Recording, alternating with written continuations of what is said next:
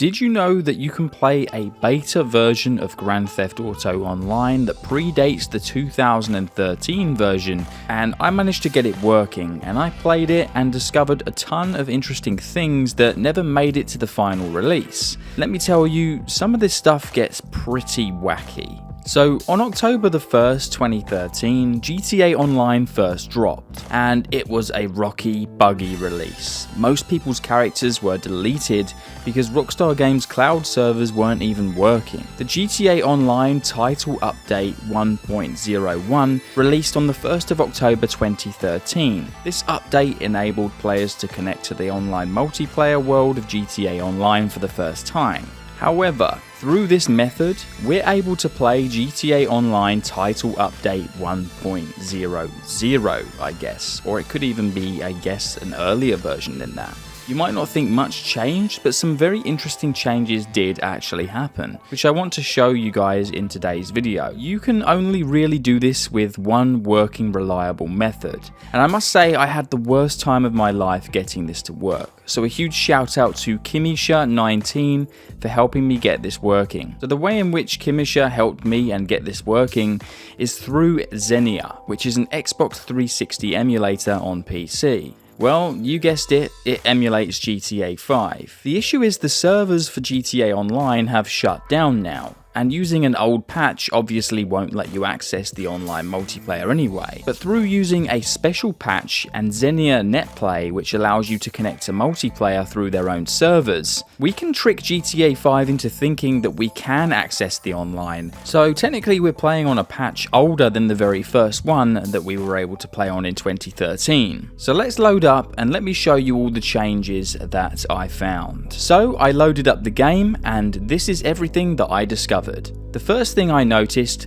was that this character creator screen was vastly different to what we now have in GTA Online. In current GTA Online, when you load up the game and create your character for the first time, it's a criminal lineup, which is used in the police station to create our character. Well, in this beta version of GTA Online, and some of you might have remembered this from the very early days, this is how we would choose our character's skills.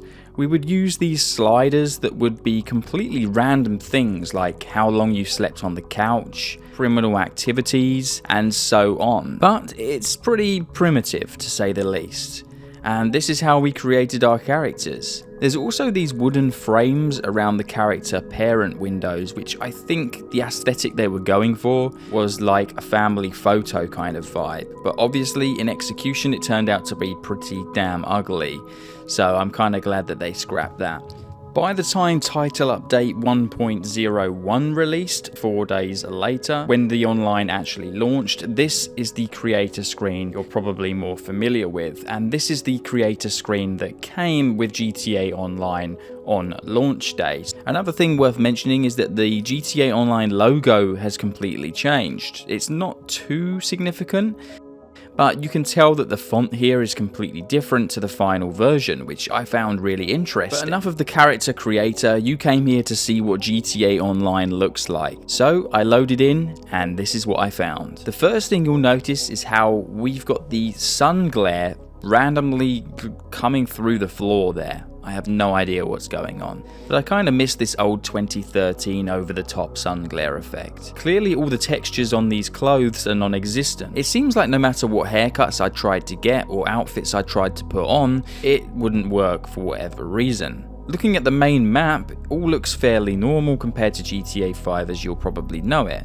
Perhaps the fact that it's coloured might bring back some memories for you guys out there who played GTA 5 back in the day. But look at this. This must be the beta icon for the rank and levels in GTA Online. Instead of the blue globe we have in modern GTA 5, in the modern version, they decided to put the rank inside of this very odd yellow hexagon kind of thing, which is an interesting choice. I then decided to open up the telephone and see what kind of contacts were available, and a few new contacts like this Al Carter were able to be rung. Do you need some help from the Lost MC?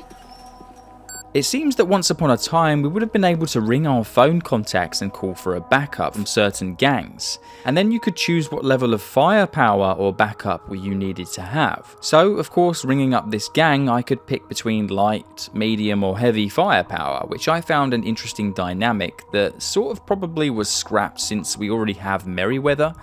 You can ring Merryweather in GTA Online and request for helicopter backup or mercenaries, but nonetheless, I guess this confirms, if anything, that we were probably going to be able to have more of a relationship with certain gangs across the map, perhaps possibly building up reputation between them all. Now, what's interesting to me personally about this is that in a previous video we went through a leaked document for GTA 3 where Rockstar Games were planning GTA Online over 20 years ago, and inside that document they were also detailing about how they had plans for this online world where you could level up different factions and be friends and do work for each one. So maybe this is like them testing that in this more modern version. Now, it seems that for some reason the money isn't working very well in this beta build, but what I did discover is that you can purchase some of the vehicles, while others you get a prompt saying you haven't got enough cash. Another interesting thing is how cheap some of the vehicles actually were. I know plenty of you out there watching this video probably remember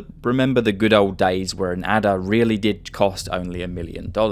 Nowadays, you'll be lucky to get a 2-door hatchback for that amount of money. The amount that the economy has inflated in GTA Online is no laughing matter. As you can see here on Warstock Cash and Carry, this is it. Seriously, it's just this. You can't scroll up or down. Back in the days, the good old days, some of us would say, there were no flying bikes or people trying to get the highest KD possible with orbital cannons. Nowadays you've got saddos creating YouTube videos about like PvP and all of that stuff. Sadly, I tried to access the bank to see if there were any signs of money at all, but the bank wasn't working, so it seems like money truly has been disabled in this version. I guess everything we're seeing here is technically on the disc content. The game prompts you when you load up online that you're going to be playing with disc content only, so what I found interesting is all of this technically is on the GTA 5 disc, it's just that the game has a patch that doesn't let you access it. However, through my exploration, I did discover that you can use the money on certain vehicles, so I decided to go to my garage and explore the property, and then I suddenly got stuck in the corner for ages. About 10 minutes later, the game finally responded and I was able to explore around one of the safe houses because the game suddenly let me buy one. And what I found really interesting is there's this message prompt in the top left hand corner of the screen here. It basically says that you can start heists from your apartment. Now, what's interesting about that, if you're very knowledgeable about GTA Online, is that heists didn't release until 2015, but this message seems to suggest otherwise. So is this evidence that Rockstar Games were planning on adding heists from the very beginning, and obviously they changed their mind a little bit later down the line? We're not sure. Or there could be something deeper to the meaning of this, but I found it interesting that that was a notification, but upon going in the room, there really wasn't anything there to find. I then decided to explore the map a little bit more, and Simeon sent me a text message that said to deliver vehicles to try and get some money. I gave it a go, but it didn't work. I didn't get any money or anything, so pretty much all the features in this beta version are not working. So I decided to load up a more recent title update that had a bit more stability without crashing every 5 seconds, and paid the old casino a visit.